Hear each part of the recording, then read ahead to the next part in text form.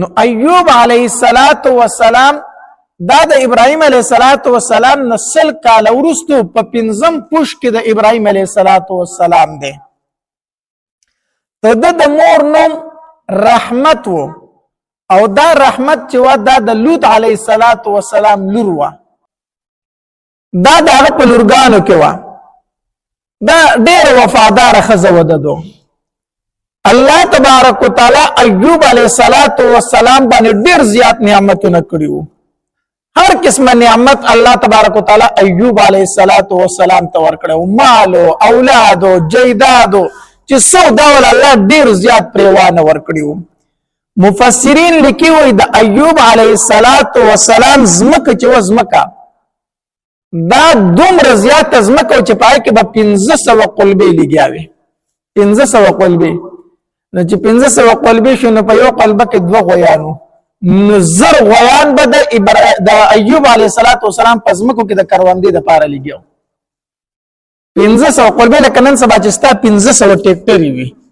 د زمیندارۍ د پاره، او د دې سره نوکران به هم د قلبې به هم چلولي. دومره زمکې د ایوب علیه السلام دا خو هغه زمکې چې کمی په سم باندې وي، د کروندې زمکې وي. هغه زمکې چې د کروندې نه وي هغه به څومره وي، او دا زمکې د شام په علاقه باندې وي. نن سبا چې کوم ځای کې بیت المقدس ته اوس علاقه د اسرائیل په قبضه کې ده، وس دغلته کې ایوب علیه السلام پاتې کېدو بیت المقدس کې، او اوس چې کومه علاقه د اسرائیل په قبضه کې ده دا د ایوب علیه السلام د اوساني ځای دی. او ډېر بيزي دور له الله تبارک وتعالى دومره زیات ورکړي چې مفسرین لیکي 1000 غړي بيزي وي. تفسیر ماجدی دا وضاحت کړی دی. 1000 غړي بيزي وي د ایوب علیه السلام، 3000 اوخان او 1500 خرو، دا د ایوب علیه السلام مالیت. نو د دې سره بنوکارانو مو کنه دارنګي د ایوب علیه السلام و زامنو، او روایت کې راځي و لورګانی، بل روایت کې راځي 3 لورګانی. دا د ایوب علیه السلام له الله تبارک وتعالی مال ورکړو مال، خو د دې باوجود به ایوب علیه السلام هر ټیم د الله په عبادت کې مصروف، د الله بندګي به کوله، د ډیر زیات عبادت گزاره ده. د یو ټیم داسې نه تیر چې به د الله عبادت نکو، مونږ به ډیر زیات کو. نیوزل فرشتو د ایوب علیه السلام دا صفت په اسمان کې بیان کو،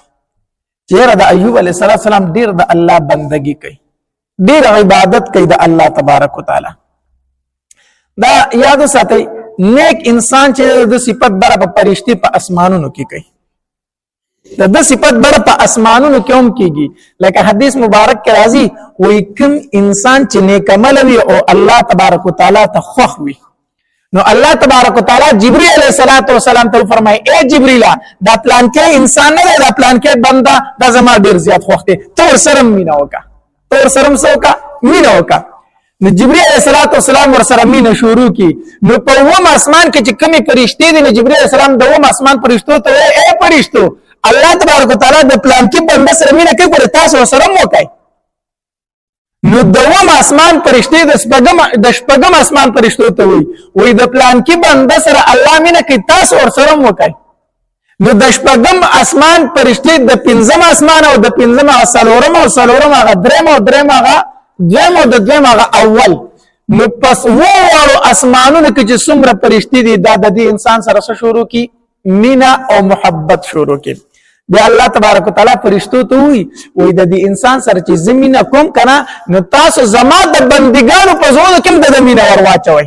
زما د نیکانو بندګانو په زړه کې د زمينه ور واچوي. نو دا فرشتي په ځمکه کې څومره نیکان بندګان دي دا وی په زړه کې د دې انسان سره ور واچي، مینا ور واچي. نو دا نیکان سوي الکه پلان کې سره ډیر نیک سره دی، راځي چې خواله لاړ شو ملاقات پور سره وکړو، راځي چې خواله لاړ شو دعا به نه واخلو. دا سکی کنه کوي د دې په زړونو کې دا محبت دا الله ور واچوي د دې نیک انسان. خو نیک انسان میات کو ښا څوک میات کو نیک انسان د نیکانو خلقو په زړونو کې محبت الله د دغه نیک بنده ور واچي. د بدانو په زړونو کې نه، د بدانو په زړونو کې نه، ځکه چې د الله تبارک وتعالى د کم انسان سره مینه شروع کی کنه نو دا سره پرشتي مینه شروع کی، دا سره نیکان بندگان مینه شروع کی، نو دا سره دشمنی څوک شروع کی؟ شیطان. دغه نیک بنده سره شیطان دشمنی شروع کی، نو بیا چې د شیطان کم دوستان دي دا بدن خلق په دنیا کې، نو شیطان ته نفرت کوي د نیک انسان، نو د شیطان چې کم ملګری دي دا بدن ندام د نیک انسان نه بیا نفرت کوي. ناله کوي دا پلان کې سره پلان کې مولا دي سي، دا پلان کې مولا دي سي ده تاسو خبرې پسې بیا کوي کنه، دا هغه د شیطان دوستان دي، دوی دا خبرې دا شیطان په دې ځای کې اچي، او نیکان خلک د دې نیک بنده صفت کوي پلان کې مولوی صاحب دي سي او دي سي، او راځي چې دعا ته نه واخلو ملاقات له لاړ شو. نو د نیک بنده محبت الله د نیکانو په زړه کې اچو سره مینه کوي، او د بدانو په زړه کې د دې نیک انسان د نفرت چې دا ورله شیطان اچي دا په زړه کې، ځکه دا د شیطان دوستان دي. نو پرشتو د ایوب علیه السلام صفت په اسمان کې شروع کو، دا ډیر نیک بنده دی، د الله تبارک وتعالى ډیر عبادت کوي. دا شیطانان چې دي دا به اسمان ته برختل، دا خو چې نبی علیہ الصلوۃ والسلام الله تبارک وتعالى دنیا ته راولېګو پیغمبري ورته میلو شو، شیطانان بر اسمان ته خطل بن شو. دغه ټیمه پر ودی بر اسمان ته خطل او د پرشتو خبرو ته وخت کې خود. نو دا ابلیس بر خطر ونه چې کله پرشتو دا صفت کو د ایوب علیه السلام، نو دی ابلیس الله تبارک وتعالى ته وی هغه بستا بندگی نه کوي، دا غزلو روغ دی، هغه چې دا نه کوي نو چل بکې څومره زمکې دی ولور کړی دي، څومره مال دی ولور کړی، څومره اولاد دی ولور کړی، څومره جیدات دی ولور کړی، هغه سره د څه شي کمې دی په زلو روغ دی، نو چې ستا بندگی نه کوي چل بکې ته دې دا وره دې بیا ستا بندگی وکړي، هغه څه د ضرورت نشته چې ستا بندگی کوي. نو الله تبارک وتعالى ورته او فرمایي وی ازمیخ په حکم ابلیس وی او ته په ازمیخ او کده دې بیا داسي وکړي، وی ټیک شو لاړشه او د چې څومره ګډي او بيزي دي زه دا غي خپل حفاظت او چتوم، خپل حفاظت او چتوم هغه ورلمړې کوم، هغه ولمړې کوم، زه ته لغمړې کده دې بیا ستا بندگی وکړي. ایوب علیه السلام چې څومره ګډي بيزي وي وزره ګډي بيزي وي، الله تبارک وتعالى په ټول باندې مرز را واستول په یړه باندې مړ شي ختم شو، او دا غي سره چې کم نو قرار هغه څه شو مړ شو ختم شو. پدې کې ابلیس ځان د یو لوی چرواهه په شکل باندې جوړ کړی دی او راغی ایوب علیه السلام لره، او دا ځان نصر شو کوي چغي وي. ایوب علیه السلام ته وی څه چل ولې چغي وای، ته دلته منځونه کوي عبادتونه کوي، هغه وزره ګډي بيزي دي هلاک شي، تر دې چل نوزګار نه هغه هلاک شي. ایوب علیه السلام فرمایي انا لله وانا الیه راجعون، انا لله وانا الیه راجعون. زبس الله را کړی او د الله مال الله واپس واغستنه، پدې کې د پریاد څه خبره ده، پدې کې د چغو درولو څه خبره ده، او الله را کړی مال الله واپس واغستو، بیا الله شکر دې په سجده باندې پریوتو، په سجده باندې پریوتو. دا انا لله وانا الیه راجعون دا د انسان کو د دې په مطلب باندې پوه شو، د انسان د لپاره ډیره غټه تسلی ده، ډیره غټه تسلی ده. د بچر ته چغې وروړي وي څنګه دته تکلیف را ورسېدو نو دوی انا لله یره الله را کړی او الله واغست، دا الله مالو الله واغستو، زما خو پکې څه اختیار نو، ما خو نشم نه کولای، نو چې دا الله اختیار وکړي الله به خپل اختیار وکړي، دا غشي هغه واغستو. او انا الیه راجعون مطلب دا دی چې یاره خیر دې کو دلته را نه واغستو، زه به سره بیا میلاو شم، ځکه چې موږ د الله ته واپس کیدونکو سره خو یې راشه می د لاس لاړو بس لاړ نو وس لاس نه راځي، نو بیا چې وروړي سوري وی کنه یاره مال دا خو نه لاړو، اولاد دا خو لاړو، خزونه دا خو لاړو، بچی دا خو لاړو، خبر خلاص شو، دې بیا چې وروړي نه دی وی نه خیر دې کو دلته را نه الله واغستنو و انا الیه راجعون. دا الله ته موږ ټول ځنال ته میلاو شو کنه، الته بس شو کو پلار مې پاتشاه دې زما د عقیده د الته سره میلاو شوم، کو بچی مې پاتشاه دې زما د عقیده د الته سره میلاو شوم، هغه الله تعالی زما الله لازم. دا د انسان د لپاره ډېر غټه صدا تسلی ده چې دوی انا لله وانا الیه راجعون. نو چې کله در باندې مصیبت راغی نو سوایا انا لله وانا الیه راجعون وای، په دې سره زړه ته سم ملاويږي، تسلی ملاويږي ډېر زیاته. ایدا مان په خپل ذهن کې اوساته یاره الله را کړو د الله مال او الله واغستو او خیر دې کو دلته را نه واغستو، نو انت بر سره ملاو شم یو ورځ د ملاقات الته نزله سره شي تسلی راشي. نو ایوب علیه السلام فرمایلی انا لله و انا الیه راجعون. نو ابلیس چې اخوا شو نو په سر باندې خاورې اړول شروع کړو. هغه ته خو ما وی چې وزره غړي وزي د خلاق شو نه هو چې انا لله و انا الیه راجعون. هغه بیا په سجده پریوتو. ای کار خو زما دغه خو کار ونکو دی لار بیا الله لا یا الله خیر دی وزره بيزي دی پکې نه کنه وزره غړي بيزي په دا سره نور مال لګ دی نو خود بستا بندگی کوي نور مال سره ډیر دی نو وزره دی پکې نه کنه. الله تبارک وتعالى ورته فرمایل وی 1500 وزمه کې چې داغه خپل حفاظت او چتو مغولم هلاکو. هغه ورلا دا 1500 نه دا 1500 قلبي چې په کوم زمکو کې ګرځي دا 1500 قلبي چې په کوم زمکو کې ګرځي د غزمه کې ورلم هلاکو خپل حفاظت نه او چتو ما بزمکو باندې طوفانونه رالو تباغونه باندې طوفانونه رالو باغونه هلاک شو فصلونه هلاک شو زمکي کند کندره شو ټول ارسز زمکي لار ختم شو. بس زمیداران چې بګی کوم واغم الله واغستلو. ابلیس بیا د یو غټ زمیدار په شکل باندې را روان دی چې غروړي وي ته دلته کې عبادتونه کوه هغه زمکو باندې طوفانونه ارسه هلاک کړو. نو ایوب علیه السلام به ویل انا لله و انا الیه راجعون. زه بیا هم د الله شکر ادا کوم بیا ابلیس الله تبارک وتعالى ته ویلو خیر ده کنه دا دې پکې نه کنه دا نوح مال چې څومره ډیر دی. بهر حال یو وسیس خلا کېدو او ایوب علی السلام په خپل عبادت کې مشغول نو ابلیس لاړ الله تبارک وتعالى لا وګوره و زامن دي او داسې خزي دي په خپل په صحت باندې روغ دي بیا دا سره سغم دي دا ته تواله دې ستا بندگی وکيزه دا اولاد ته تواله دې به ستا بندگی وکي. نو د ایوب علیه السلام ټول اولاد په یو کوټه کې وو. الله تبارک وتعالى په زلزلہ راوسته کوټه په کې ناست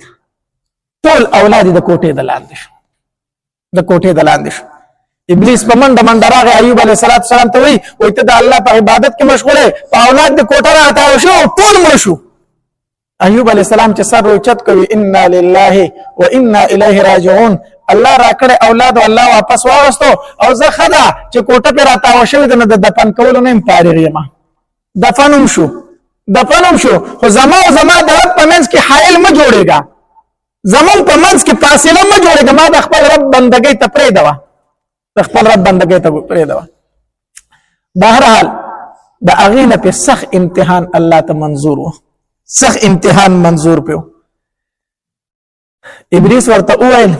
په صحت باندې روغ دی زکه دی بندگی کوي په صحت روغ دی روغ جوړ صحت ته ورلا ورکړه زکه بندگی کوي دا صحت ورلا ته خراب کړي بیا ستا عبادت کوي. الله تبارک وتعالى په ایوب علیه السلام باندې یو مرض راوس سمرز بس یو خطرناک مرض په الله راوست ورځ بدن خرابېدو. دلته کې سمنګړتي کیسې بیا خلکو جوړ کړی دي چې ایوب علیه السلام په بدن کې چینجی وشو. نعوذ بالله دا د پیغمبر د شان سره مناسب خبره نه ده. الله تبارک وتعالى په پیغمبر باندې چر داسې مرض نه راولي چې خلک تنه نفرت شروع کړي خلک تنه کرکه وکړي داسې مرض په الله نه راولي. وي په بدن کې چینجی وشو چینجی به ورتاو شنو بیا ایوب علیه السلام راوغست بیا په زخم کې خو چې الله د دې تر روزي مقرر کړی د نو چرته زیو د منګړتي کیسې دي د خلکو ځان جوړې کړي کیسې دي داسې نه. مرض کراغه څنګه مرض خطرناک مرض ورځ د ایوب علیه السلام بدن خرابېدو حتی در دې پورې چې ایوب علیه السلام دې حتی ورسېدو چې نه ګرځېدې شو نه کېناستې شو چې دا ډېر زیات کمزور شو. بعض روایتو کې راځي څلور ښځې وي یو ښځه رااله یاره زه ستا سره نور ژوند ځکه نشم کولی چې ته کمزوره شوې د ګټې وټې نه نو زه به تا سره څه کومه بل رااله بهرحال دریو ښځو ته رخصت ورکو. په آخر کې چې د لوط علیه السلام کملور و رحمت نومو هغه وروغته زمانه خو دریو وړو ښځو اجازت واغستو خو زه په کټ پروت یم زه ستاسو هېڅ حق نشم ادا کولی نو یاره چې تم لاړه شي نو ستا حق به ضایع کېږي زمانه نه. هغې ورته وي چې ته مالدار وې زه ستا بیبي ومه ته په صحت روغ وې زه ستا ښځه ومه زه ملک ومه زه بادشاه ومه نن ته په کټ پروت یې ته فقیر یې ملنګ یې غریب یې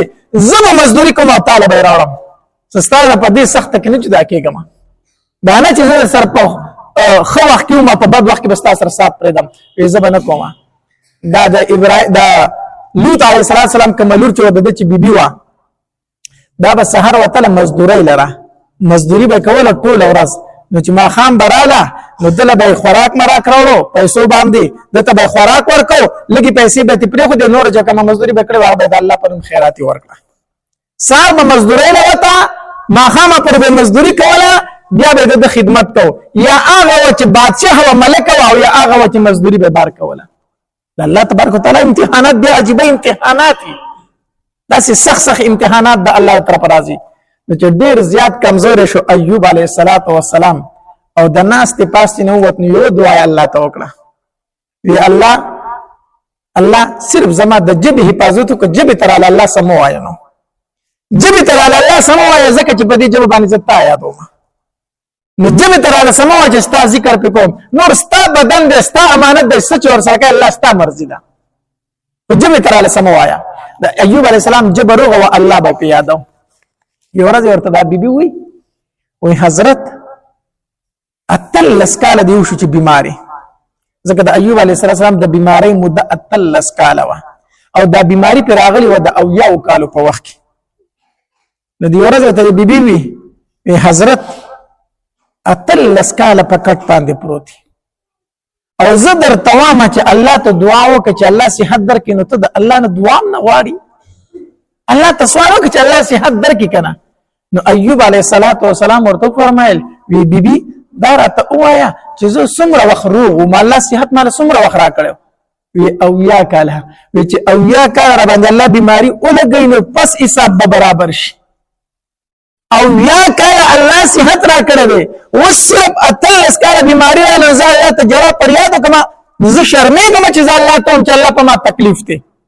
ما ته شرم راځي الله تبارک وتعالى برته ولې چې دا یا کاله چې دا صحت در کړو هغه در نه یې شو سو زنه شم ویله پکټ باندې پروت دی بیمار دی سخت تکلیف دی په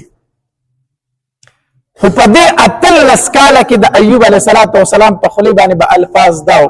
وی احمدک رب الارباب تفسیر ابن کثیر دا الفاظ را نقل کړی دي احمدک رب الارباب اے د بادشاہانو بادشاہ زه وسم ستا ثنا صفت کوم زه وسم ستا نه امید نه ستا صفت کوم الذي احسنت الی الله تعالی په ما باندې ډیر احسانات کړی دي ډیر احسانات را کړی دي تا مال را کړی دي تا مال اولاد را کړی دي الله د هغه مال او اولاد د محبت توجه زستانه لږ غافل وم الله زو سمستا حمد بیانوم ستا صفت بیانوم مال دې هم را کړو اولاد دې هم را کړو د هغه مال او اولاد د وجه نه به الله زستانه غافل وم الله چې هغه مال درانه واس هغه اولاد درانه واغستو اوس خو زه تا فارغ شوم اوس تا فارغ مستحقل بندگی کول شم مستحقل عبادت کول شم ایوب علیه السلام بدا الفاظ ویل په خپل باندې یو ورځ دا خزه بار ته وتی وا مزدوري لره ابلیس د ځان طبيب جوړ کړي ډاکټر جوړ کړي د پلار باندې روان دي داغه حلیه خپل کړي دا خزه ورته وي ته طبيب ډاکټر هغه ورته وي او یاره زما یو بوډا خاوند دی او ډیر وخت په کټو شو کو داغه علاج دی وکړو ډیر خبري ته ډاکټر دی هغه ورته وي زبل دوايي درکمه فورن به داغه سره جوړ شي ورو مټ پښې داغه سره نظر نه پیسې علما زکه تاسو غریبي ده په دې جنگل کې پراته څه شیخ خوشته دی نه پیسې مې در نه علما ایست در دوايي پیسې در نه علما یو کار بکای وکم چې کله د خاون جوړ شنو دا بتوي چې دا ورله تا شفا ورکړه تا جوړ کو دا خبره بکای ته به وځي دا ډاکټر جوړ کو دا خبره بکای بس نور در پیسې مې نه علم خزه ورته ټیک نه کنه دې څه خبره ده ګوره دوايي ډاکټر ورکې خو شفا څوک ورکې الله ورکې په دې دوايانو کې دا اثر چا یې خېده الله یې خېده دا ډاکټران چې کوم دوايانو دا هر څه ورکې په دې کې دا اثر د صحت چا ورکړ اچولې دي الله تبارک وتعالى چولې دي نو ابلیس ورته وي ته به دې سوي چې دا تا جوړ نو خزي ورته ټیک کنه صحیح ده راځه زما خاون علاج وکا راي واستو کور ته چرالای خاون ته وی طبيب مې راوسته او ډیر تکړه دي ستا علاج کوي او پیسې مې نه ډیر خسرې لري خو صرف دا خبره کوي چې کله دې جوړ شي ته به چې تا جوړ کو ایوب علیه السلام پوښ شو دا خو هغه رزیل چې کوم زمون نیکه آدم علیه السلام دوک کړو پاسمانونو کې دا خو هغه رزیل دی چې دا تا جوړ کړی خو زمون د الله واسطه کټ کوي دا خو هغه رزیل دی. نو غوسه ولا ورله او خپه شو چې ابلیس زما دروازې ته ورسېدو. ابلیس دومره جرأت وکړو چې زما د ښځې سره خبرې وکړي. نو غوسه شو. نو ښځې ته یې وویل که نه ویره زه خو به جوړېږم الله به صحت راکوي خو که جوړ شم نو سل لختې به دې ومه سل لختې به دې ومه دا الفاظ د خولې نه ووتله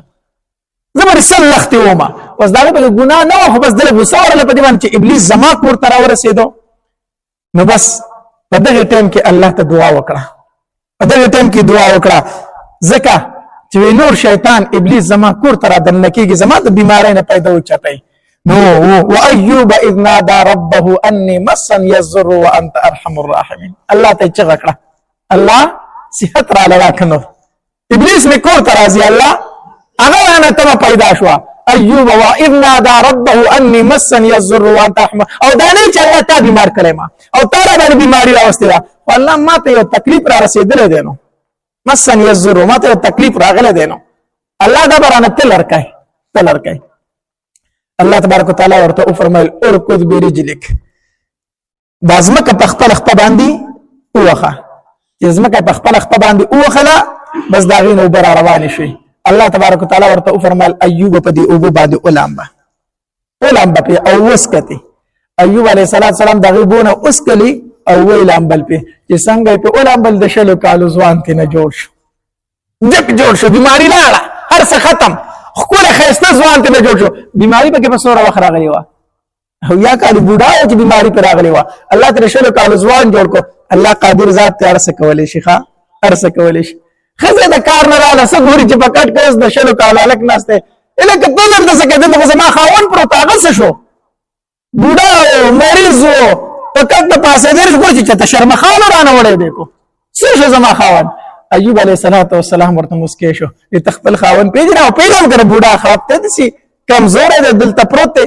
هغه بوډا چې دی هغه ستا مخ ته د ځوان ناشته الله ورله صحت ورکړي. الله تبارک وتعالى خزم ځوان کړه. الله تبارک وتعالى ورله وزامنو هغه ورله دچن کړو نو چې و دچن شنو څه زامن الله ورکړو سوارلس مونږ ورلم دچن ورکړي مال چې څومره هلاک شو هغه ارزه ورله ډبل الله ورکړو دچن په دچن دی ورله الله تبارک وتعالى ورکړل. یو ځل ته خزه تاسو کو ای ایوب د مصیبت ورځ در باندې راغلي دي او د راحت ورځ راغلي اسی کوم ورځ خولي وي. ایوب علیه السلام ورته یاره د مصیبت ورځ ډېر خولي وي